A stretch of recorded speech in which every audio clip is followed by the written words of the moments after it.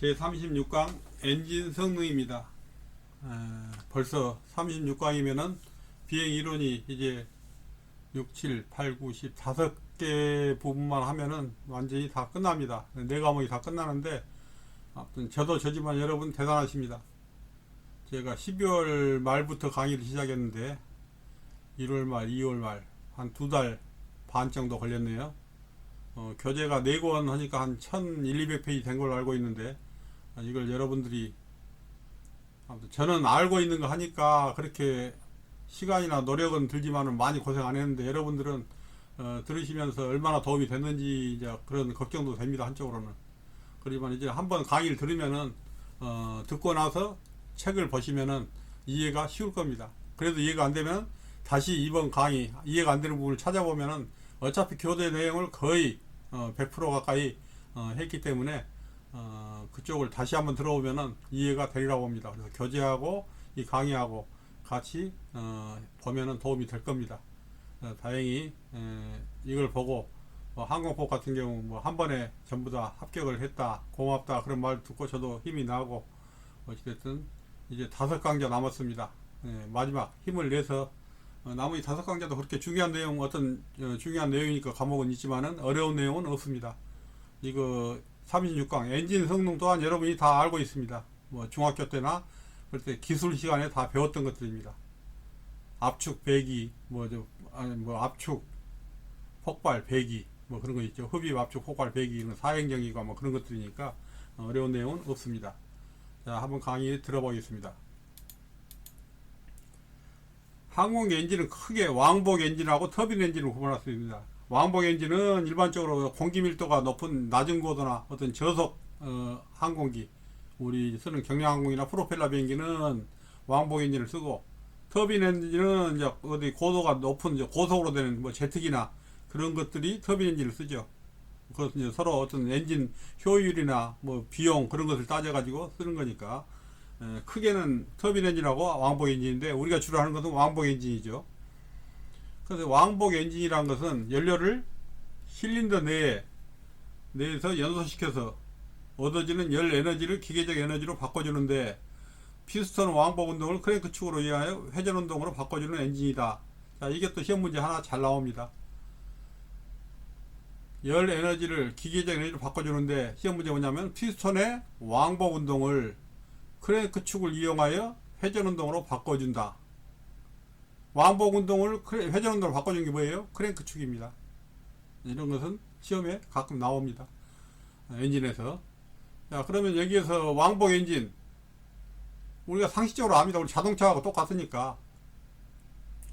일단 연료가 빨아들여 가지고 실린더 안에서 연소를 시키면 그 연소에서 얻어지는 그 폭발하는 그 에너지를 가지고 어떻게 해요? 피스톤을 움직이게 하죠. 그럼 피스톤이 움직이면서 그것이 크랭크 축을 움직여서 회전을 하면은 그 회전 축이 프로펠러하고 연결돼 가지고 프로펠러가 돌면은 비행기가 추진력을 얻어 가지고 날아가겠죠. 그렇죠? 머리로 생각해 보면은 그건데 또 이거 말로 이렇게 아무튼 쓰여지니까 한번 보겠습니다. 다시 한번. 연료를 실린더 내에서 연소시켜서 휘발유를 쉽게 말해서 실린더 내에서 뿜어가지고 그것을 폭발시키면 연소가 되겠죠. 그러면 그때 그 폭발 에너지, 열 에너지를 기계 에너지로, 기계 에너지란 것은 폭발 에너지를 어떤 기계가 움직이도록 말입니다. 장치가 움직이도록. 무엇이 움직여요? 피스톤이 움직이죠. 그럼 피스톤은 그 안에서 뭐 올라갔다 내려갔다만 하죠. 왕복만 하죠. 오르락내리락 왕복하는데 거기에 연결된 것이 크랭크 축이라는 게 있어요.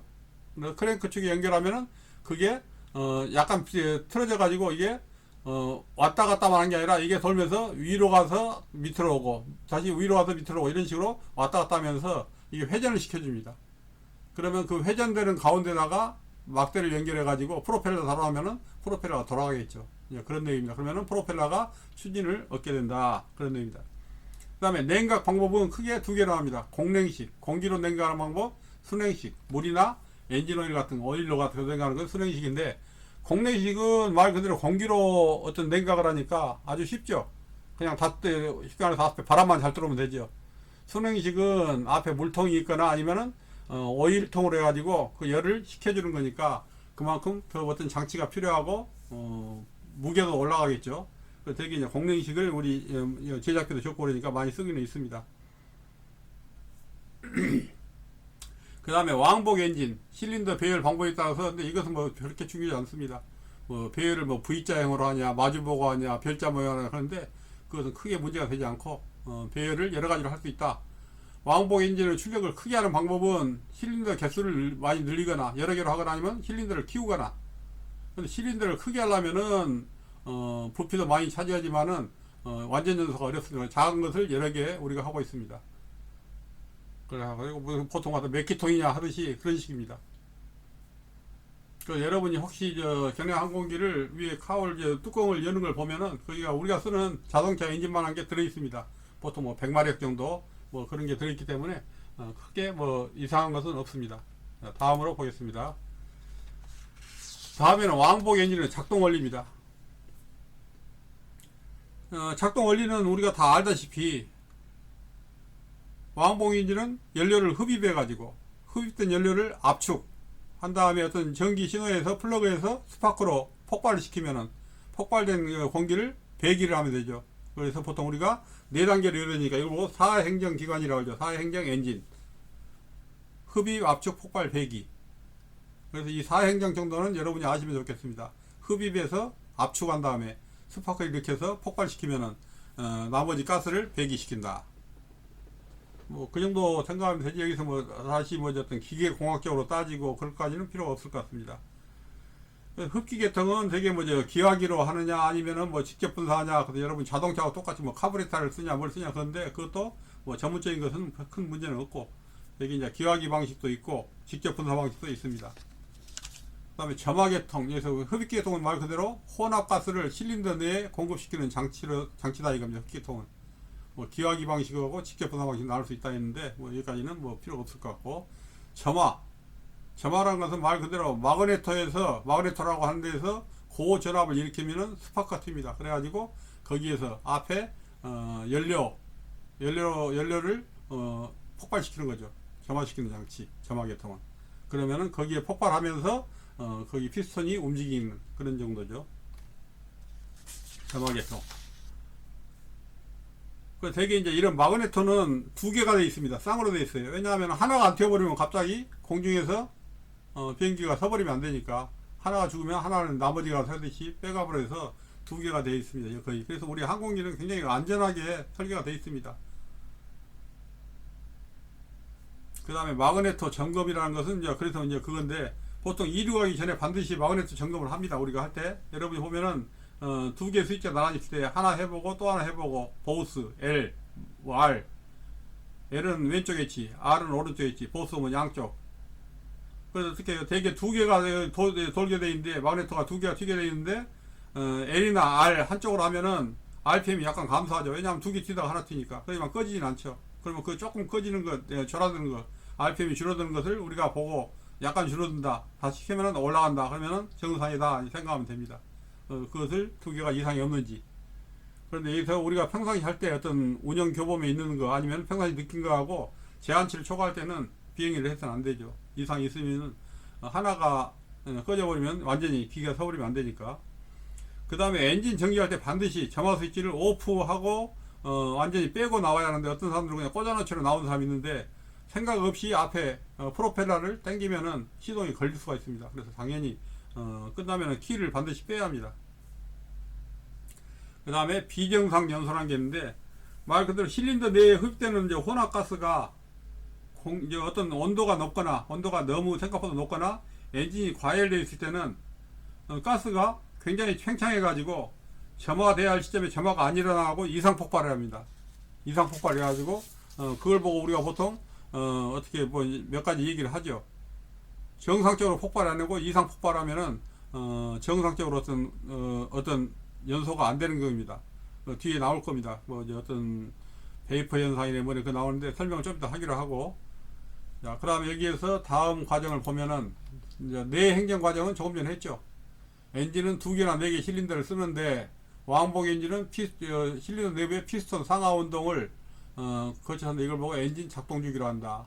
엔진 작동기는 흡입, 연료를 흡입해서 압축한 다음에 폭발시켜 가지고 먼저 크랭크축 움직인 다음에 배기, 필요 없는 가스는 이제 배기, 이걸 보고 한 주기라 한다. 흡입, 압축, 폭발, 배기. 경량 항공 엔진은 한 주기 동안에 크랭크축이 2회전할 때 1회 폭발이 일어나는데, 이렇게 했죠. 이럴 때 피스톤에 연결된 커넥팅 로드를 이용해서 크랭크축에 연결된 프로펠러를 회전시킨다. 크랭크축이 하는 일이 왕복 운동을 회전 운동으로 바꿔준다. 이건 중요하다 했습니다. 흡입, 행정, 압축, 폭발, 배기. 자, 이건 우리가 다 중학교, 고등학교 때 배운 겁니다. 기술 시간에. 그 다음에 엔진 시동장치입니다. 시동장치란 말 그대로 시동 걸 때 쓰는 거니까, 어떤 시동 모터를 작동시키기 위해서 어떤 고압 전류가 필요합니다. 뭐, 우리 자동차도 똑같죠. 그래서 일반적으로 이런 케이블이 이제 튼튼한 케이블, 고압이니까 케이블이 굉장히 굵어야 합니다. 얇은 케이블로 하면 안 되고.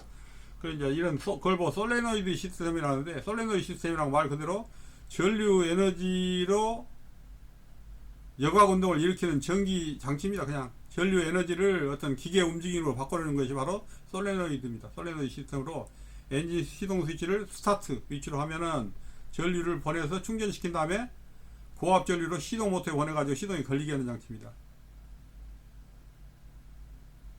그래서 여기서 이제 엔진 회전수가 시동 걸어가지고 시동이 딱 걸리면은, 굉장히 빨리 되면은 시동 장치는 자동으로 해제가 됩니다. 그래서 계속 걸려 있으면은 뭐 좋을 건 없겠죠.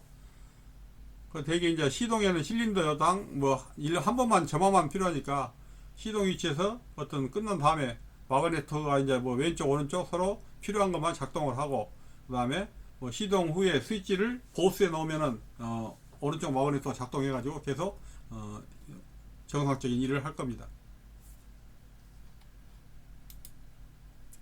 자, 여기까지인데, 나머지 뭐 필요한 것들은 뭐 고도에 대한 것은 여러분들 다른 데서 다 했으니까 그렇게 하고, 여기까지 엔진도 뭐 이 정도 알면 되지, 뭐 그 외에 다른 것은 뭐 특별한 것은 없습니다.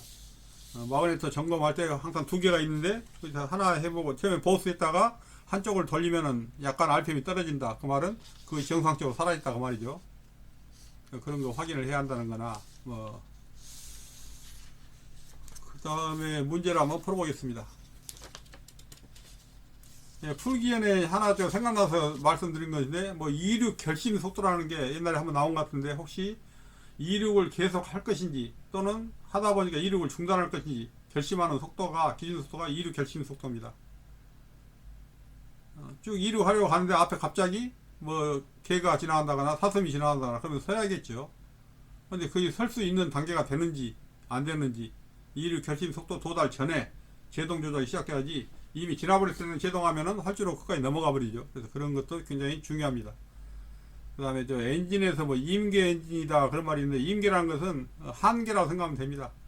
가장 어떤 심각하게 영향을 미치는 엔진을 임계 엔진이라고 합니다. 임계 엔진, 임계 값을 정했다. 자, 문제. 피스톤의 왕복 운동을 회전 운동으로 바꿔 프로펠러를 회전시키는 게 뭐라 했어요? 중요하다 했죠. 크랭크축이라 했죠. 크랭크축. 이거는 시험에 자주 나옵니다. 4행정 엔진 단계가 아닌 것은 흡입, 압축, 폭발, 배기니까 흡입, 압축, 폭발, 배기죠. 순환이 틀렸습니다. 배기. 자, 이건 뭐 어려운 내용은 없었습니다. 감사합니다.